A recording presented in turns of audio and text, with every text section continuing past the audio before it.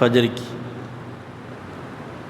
اذان کے بعد آپ لیٹ جاتے، نماز کا ٹائم ہوتا تو حضرت بلال رضی اللہ تعالیٰ عنہ جا کر حجرے کے سامنے کھڑے ہو کر آواز دیتے کہ نماز کا ٹائم ہو گیا۔ آپ اٹھتے، بغیر وضو کیے سیدھے مصلی پہ تشریف لے آتے۔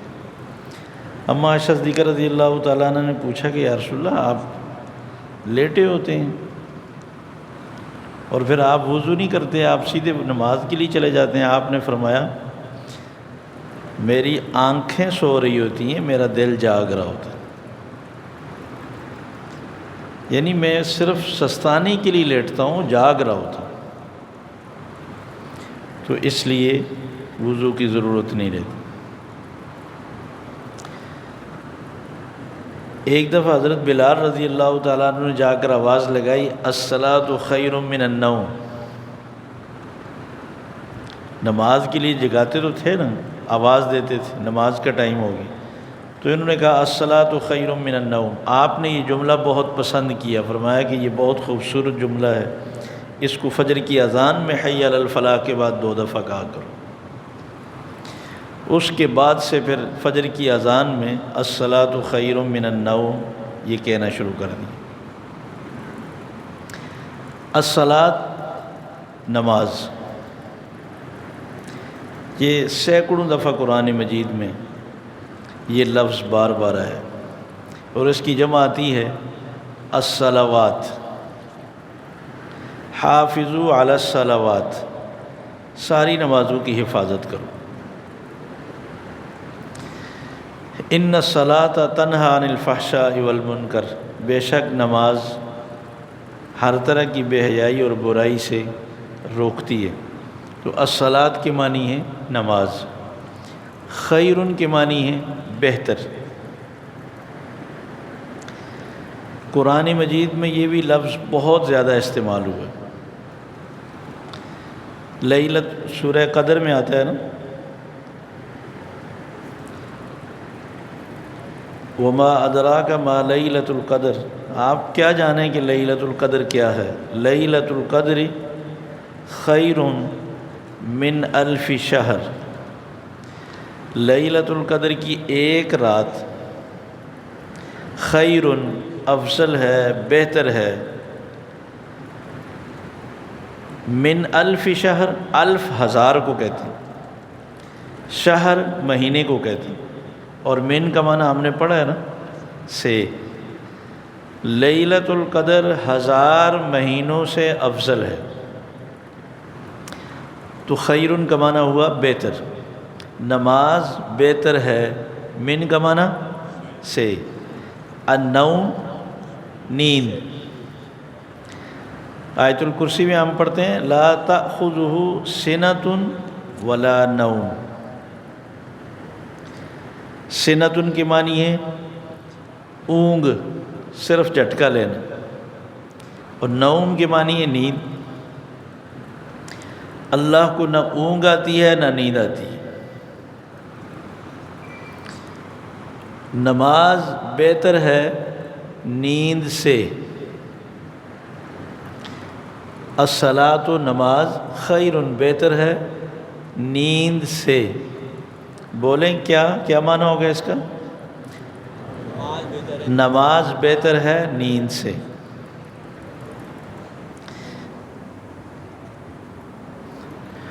ڈاکٹر یہ کہتے ہیں جسمانی راحت کے لیے تو اللہ تبارک و تعالیٰ نے نیند کو بہت بڑی نعمت بنایا، نیند نہ آئے تو یہ تھکاوٹ ختم نہ ہو۔ اللہ تعالیٰ نے اس کو احسان کے طور پر قرآن مجید میں بار بار ذکر کیا ہے کہ میں نے رات بنائی تمہاری تھکاوٹ دور کرنے کے لیے۔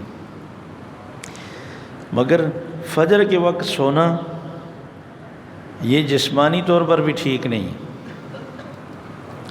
اکثر جو دل کی بیماریاں ہیں ان بیماریوں کا اٹیک صبح کے وقت ہوتا ہے، اور خاص طور پر 3 بجے کے بعد جو تہجد کا ٹائم ہے اس وقت ہوتا ہے۔ تو جو لوگ تہجد میں اٹھ جاتے ہیں وہ اس طرح کی خطرناک بیماریوں سے بچ جاتے ہیں۔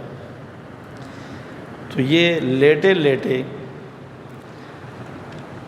جو ہارٹ کمزور ہو جاتا ہے، کام کرنا کم ہو جاتا ہے، تو اس وقت حملہ ہوتا ہے۔ اور پھر فجر کے وقت اللہ تبارک و تعالیٰ فرماتے ہیں ان الفجر کان مشہودا،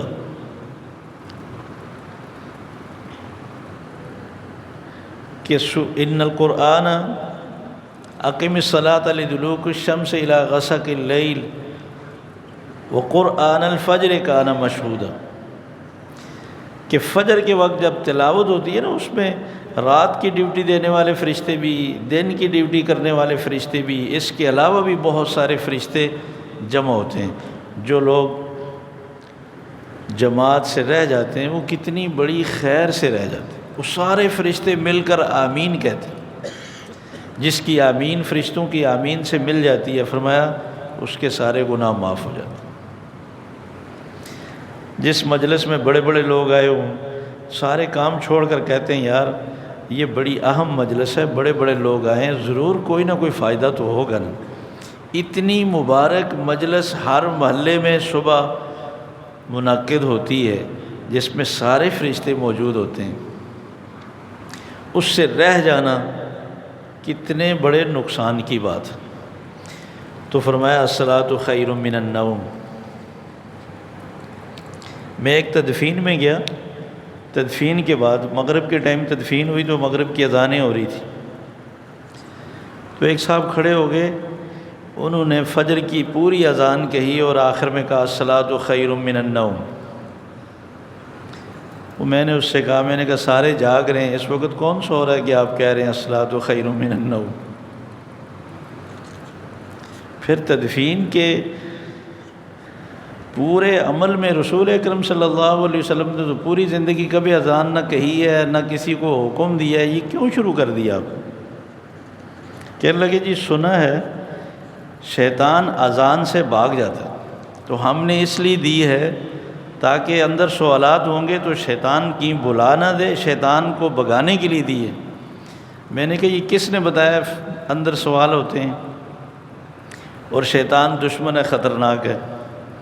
رسول اکرم صلی اللہ علیہ وسلم نے بتایا نا، تو یہ بھاگنے کا نہیں بتا سکتے تھے کہ کیسے بھگانا چاہیے؟ یہ 1400 سال کے بعد اب ہمیں بھگانے کا طریقہ یہ آیا ہے کہ شیطان کو اس موقع پر یوں بھگانا چاہیے۔ سنت کے خلاف کوئی عمل ٹھیک نہیں، یہ صرف فجر کی اذان میں سنت ہے، دوسری اذانوں میں دینا بھی سنت کے خلاف ہوگا، اور تدفین کے موقع پر اذانیں دینا بالکل سنت کے خلاف ہے، کوئی ثواب نہیں۔ شیطان بھاگتا نہیں، یہ عمل کروانے کے لیے تو شیطان نے یہ جذبہ پیدا کیا ہے کہ یہ کام کرو۔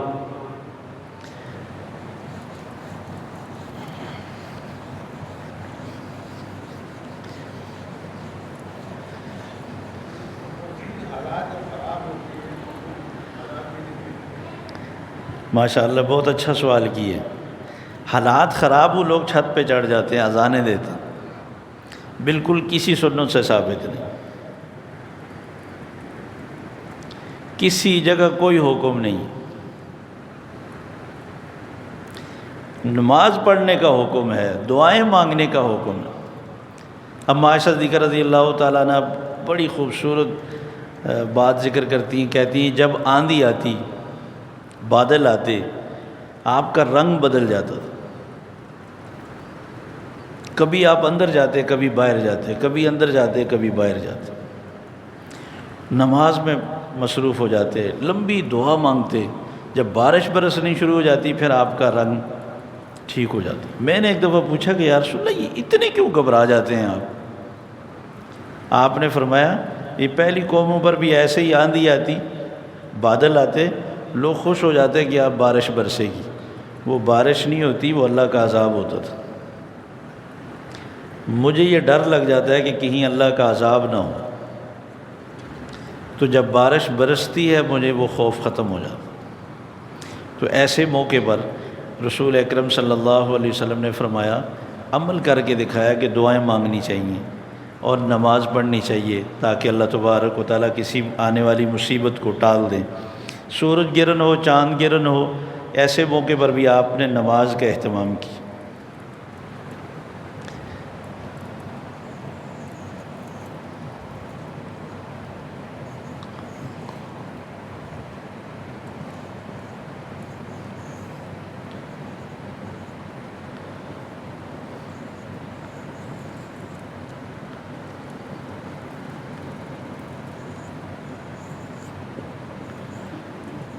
اس میں ایک لفظ تو ابھی پڑھا ہم نے،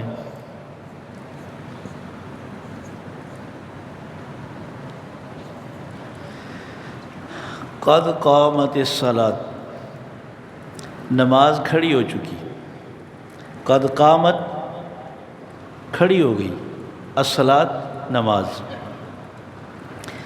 اذان دی جاتی ہے محلے سے نمازیوں کو بلانے کے لیے، نماز کا ٹائم ہو گیا، کام چھوڑیں مسجد آ جائیں۔ اور اقامت ہوتی ہے جو لوگ نماز کے لیے مسجد میں آئے ہوئے ہیں، کوئی تلاوت کر رہا ہے، کوئی تسبیحات پڑھ رہا ہے، کوئی نوافل پڑھ رہا ہے، اپنی اپنی انفرادی عبادت میں مصروف ہیں، اقامت کہی جاتی ہے آئے ہوئے لوگوں کو اطلاع دینے کے لیے کہ نماز کھڑی ہو گئی، اپنی اپنی عبادات کو موقوف کر کے اس اجتماعی نماز میں شامل ہو جائیں۔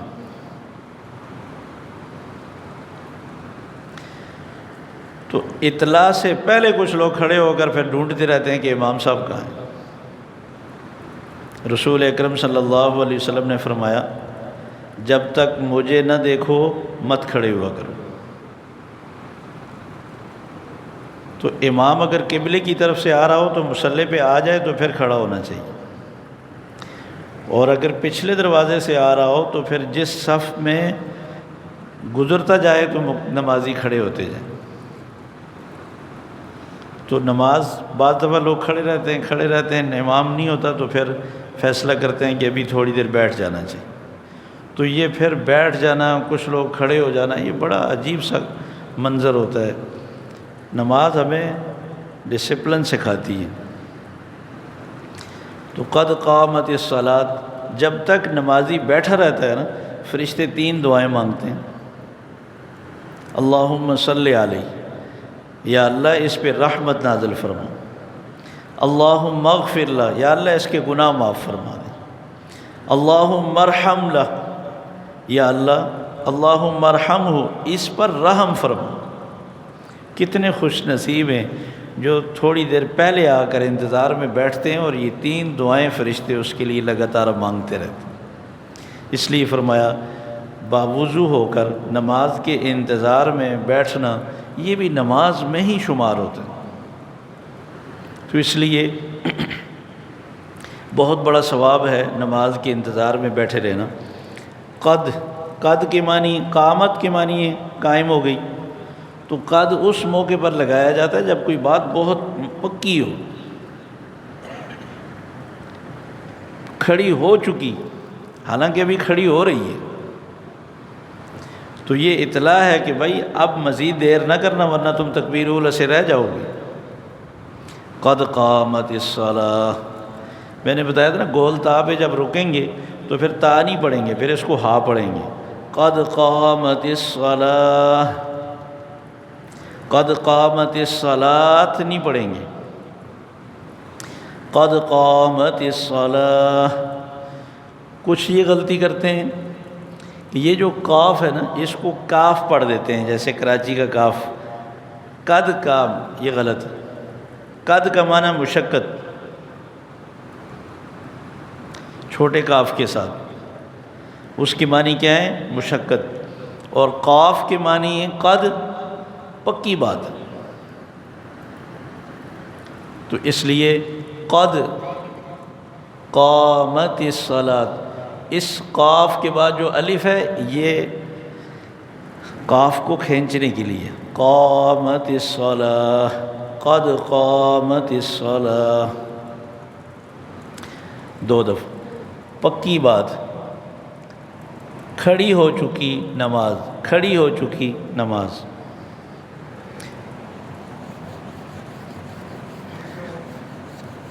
اسی جملے کی وجہ سے اس کو اقامت کہتے ہیں۔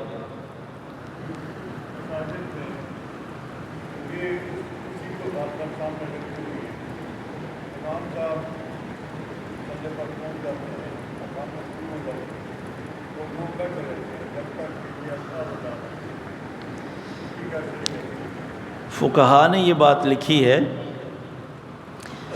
کہ اگر کسی کے کھڑے ہونے میں کوئی تاخیر ہوئی ہے، بیٹھے ہوئے ہیں یا کسی نماز یا کسی نیکی میں مصروف ہیں، اس پر تو پھر ہر حال میں کھڑا ہو جانا چاہیے، اس کے بعد تاخیر نہ کی جائے۔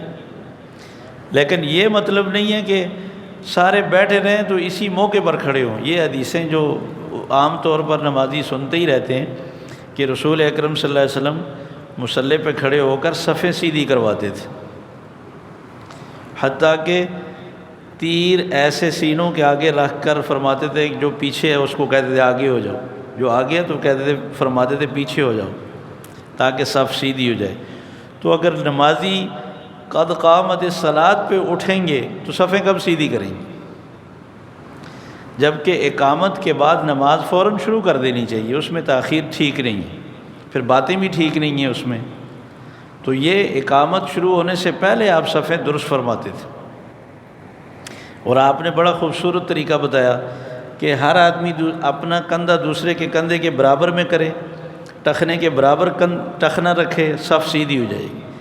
پنجوں کو برابر نہ کریں، ایڑیوں کو برابر کریں، صف سیدھی ہو جائے گی۔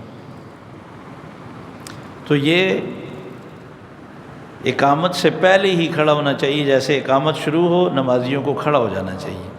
لیکن اگر کوئی بیٹھا ہے تو پھر اس پر تو ہر حال میں کھڑا ہو، اس کے بعد تاخیر کرنا ٹھیک نہیں۔ وضو کے بعد ہم نے ایک دعا پڑھی تھی، اشہد ان لا الہ الا اللہ وحدہ لا شریک لہ اشہد ان محمدا عبدہ ورسولہ۔ میں نے بتایا تھا کہ حدیث میں آتا ہے جی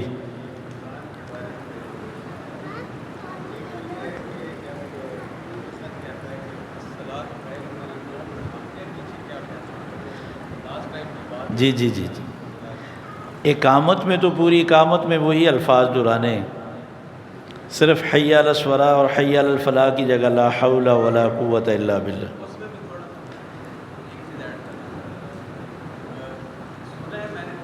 مجھے سوال یاد آ گیا کہ سوال یہ کیا تھا کہ اگر کوئی مسجد سے باہر ہو تو اس کو لا حول ولا قوت الا باللہ پڑھنا چاہیے، اور اگر کوئی مسجد کے اندر ہو تو پھر اس کو وہی الفاظ دہرانے چاہیے، حی علی الصلاۃ اور حی علی الفلاح نہیں، مسجد کے اندر ہو یا باہر ہو لا حول ولا قوت الا باللہ۔ اس لیے کہ لا حول ولا حی علی الصلاۃ کی معنی یہ ہے آؤ نماز کی طرف، حی علی الفلاح آؤ کامیابی کی طرف۔ تو سننے والا کہتا ہے لا حول ولا قوت الا باللہ۔ نماز کے لیے آنا، کامیابی کی طرف آنا، یہ انسان کے اپنے بس میں نہیں ہے، یہ صرف اللہ کی توفیق سے ہوتا ہے۔ تو مسجد کے اندر ہوتے ہوئے بھی انسان کے بس میں نہیں ہے کہ نمازیوں کے ساتھ مل کر نماز وہ ادا کر سکے، جب تک اللہ کی توفیق نہ ہو۔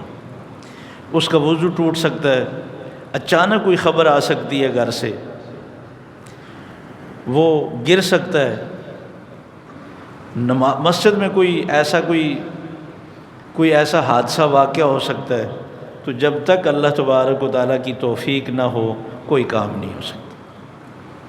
ہر حال میں اپنی نیکیوں کی نسبت اللہ کی طرف کرنی چاہیے کہ میں نے اپنے رب کی توفیق سے یہ کام کیا ہے، آئندہ بھی میں رب کی توفیق کے بغیر نہیں کر سکتا۔ تو اس کا جواب جو ہے وہ لا حول ولا قوت الا باللہ ہی دینا ہے، اذان میں بھی اور اقامت میں بھی۔ اور میں نے بتایا تھا یہ وضو کے بعد کی جو دعا ہے کلمہ شہادت بھی جس کو کہتے ہیں، اس کا اجر و ثواب ہے کہ جنت کے 8 دروازے اس کے لیے کھول دیے جاتے ہیں، جس دروازے سے چاہے داخل ہو۔ اس میں 2 چیزیں آپ نے سنی بھی ہوں گی، لوگوں کو دیکھا بھی ہوگا۔ ایک تو آسمان ڈھونڈتے ہیں کہ چھت سے باہر کی سر نکال کر آسمان کی طرف دیکھیں تو پھر پڑھیں۔ اچھا، الصلاۃ خیر من النوم کا جواب رہ گیا۔ الصلاۃ خیر من النوم جب سنیں گے تو جواب میں کہیں گے،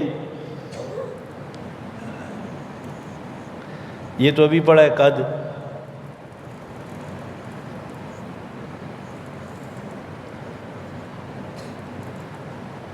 صدقتا،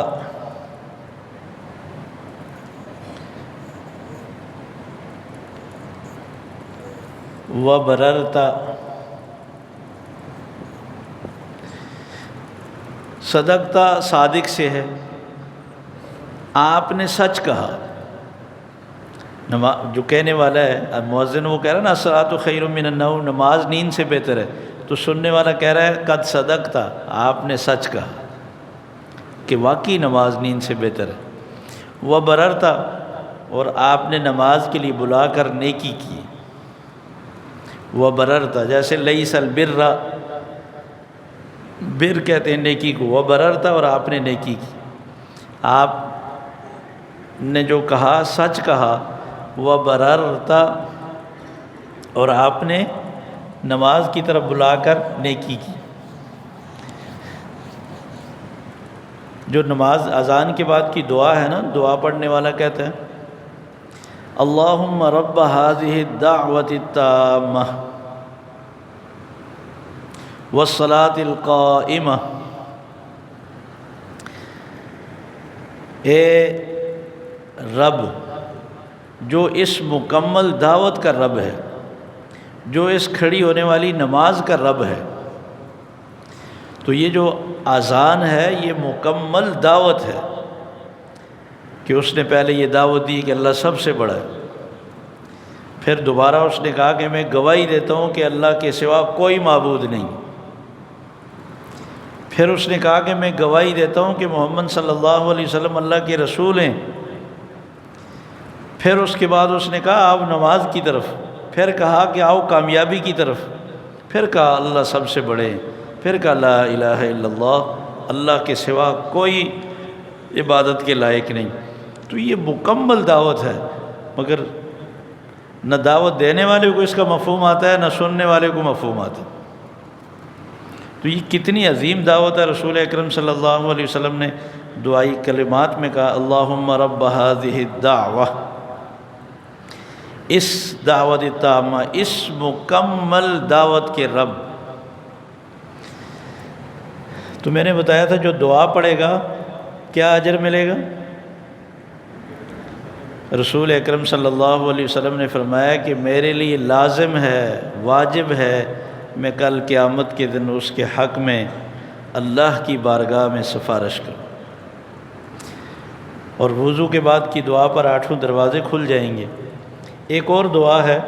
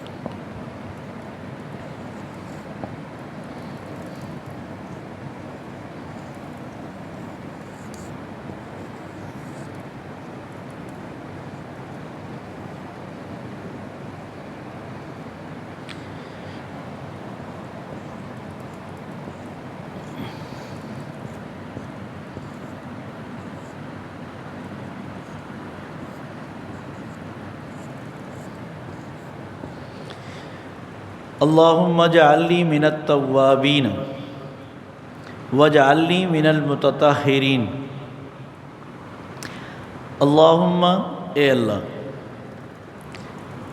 اجعلنی بنا دے مجھے یا کر دے مجھے، من کا معنی سے من التوابین، توبہ کرنے والوں میں سے. اللہم اجعلنا من التوابین، اے اللہ مجھے کر دے، بنا دے توبہ کرنے والوں میں سے. واجعلنی، اور مجھے بنا دے، من المتطہرین، پاکی حاصل کرنے والوں میں سے. اب یہ پاکی ظاہری بھی ہے، کپڑے پاک ہوں، جسم پاک ہو، میرے خیالات پاک ہوں، میرے نظریات اور عقائد پاک ہوں، میرے اعمال پاک ہوں. تو یہ ہر طرح کی پاکی حاصل کرنے والوں میں سے مجھے بنا دیں۔ اللہم اجعلنی من التوابین واجعلنی من المتطہرین۔ بولیں یہ الفاظ، اللہم اجعلنی من التوابین، اے اللہ بنا دے مجھے توبہ کرنے والوں میں سے، واجعلنی من المتطہرین، اور بنا دے مجھے پاکی حاصل کرنے والوں میں سے۔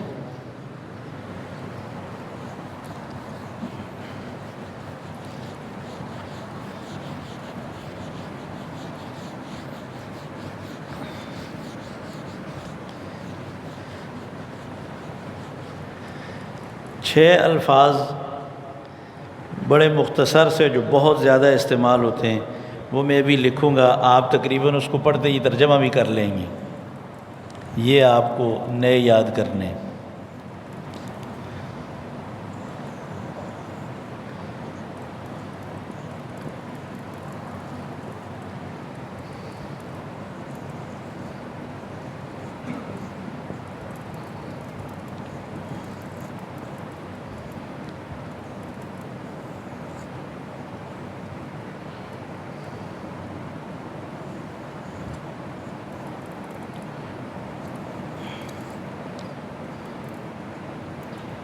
بین،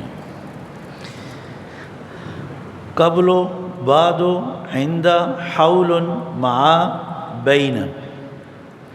قبل کا معنی پہلے، ہم اردو میں بھی کہتے ہیں قبل اس کے۔ بعد معنی بعد میں، عند معنی ہوتا ہے پاس۔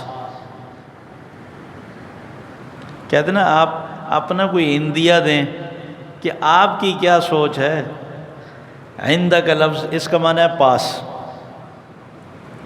حول آس پاس، ارد گرد۔ مع، ان اللہ مع الصابرین، مع کا معنی ہے ساتھ۔ بین کا معنی ہے، اردو میں بھی ہم کہتے ہیں بین بین، یعنی بس درمیانی چیز ہے۔ بین کا معنی درمیان۔ اب ہم نے وہ جو اشارے پڑھے تھے نا، ہم ان اشاروں کے ساتھ اس کو استعمال کریں کہ قرآن مجید میں بہت زیادہ استعمال ہوتے ہیں۔ مثلا کسی ایک کی بات ہو رہی ہو تو کہتے ہیں، کیا کہتے ہیں اس کے لیے؟ ہوا۔ اور بہت سے لوگوں کی بات ہو رہی ہو تو کیا کہتے ہیں؟ ہم۔ ہوا، ہم۔ اور ایک مخاطب کی بات ہو رہی ہو تو کیا کہتے ہیں؟ کا، انتا۔ اور بہت ساروں کی بات ہو رہی ہو، مخاطب جو جن سے بات ہو رہی ہے، تو کیا میں آپ سے کیا کہوں گا؟ انتم۔ اور میں اکیلا اپنے لیے کیا استعمال کروں گا؟ انا۔ اور ہم سب اپنے لیے کیا استعمال کریں گے؟ نحنو۔ جب کسی لفظ کے ساتھ یہ اشارے مل کر آتے ہیں تو اس کے لیے استعمال ہوتا ہے ہوا، ہم۔ علیکا، علیکم، یعنی کا، کم۔ مثلا قرآن مجید میں ایسے استعمال ہوتا ہے۔ قبلہ، کیا معنی ہوگا؟ اس ایک آدمی سے پہلے۔ بعدہ، اس ایک کے بعد۔ عندہ، اس ایک کے پاس۔ حولہ، کیا معنی کریں گے؟ اس ایک کے آس پاس۔ اچھا، یہاں اگر ہم قبلہ کی جگہ ہم لگا دیتے ہیں تو کیا معنی بنے گا؟ ان سب سے پہلے۔ بعدہم، ان سب کے بعد۔ اور اسی طرح عندہم، ان سب کے پاس۔ حولہم، ان سب کے آس پاس۔ معہم، تم سب کے ساتھ۔ بینہم، ان سب کے درمیان۔ یہ تو صرف اشارے ہیں نا کہ وہ کتنوں کی بات ہو رہی ہے۔ ان کا معنی وہی رہے گا۔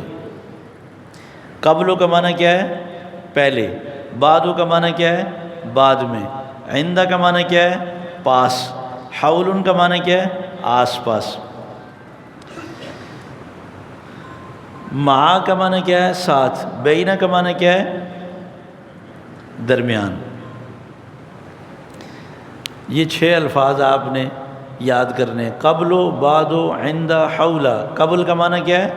پہلے۔ بعد معنی بعد، اور عند معنی ساتھ۔ حول کے معنی آس پاس، مع ساتھ، بین درمیان۔ سبحان ربک رب العزت عما یصفون وسلام علی المرسلین۔